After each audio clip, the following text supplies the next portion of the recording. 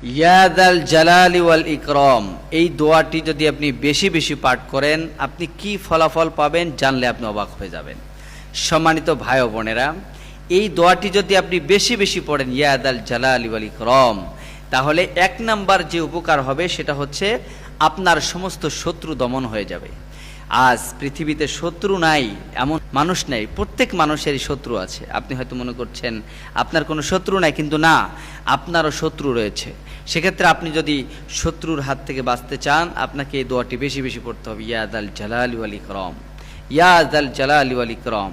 2 number হচ্ছে আপনার যত বিপদ মুসিবত আসুক না কেন এই আমলের কারণে আল্লাহ তাআলা আপনাকে কুদরতি জিম্মা হেফাজত করবে। এজন্য সবাই ইনশাআল্লাহ এই দোয়াটি বেশি বেশি আমল করব। 3 নাম্বার হচ্ছে আপনার আমলনামায় আপনি যদি ঋণগ্রস্ত হয়ে যান তাহলে আপনি ইনশাআল্লাহ ঋণ থেকে নিজেকে মুক্ত করতে পারবেন।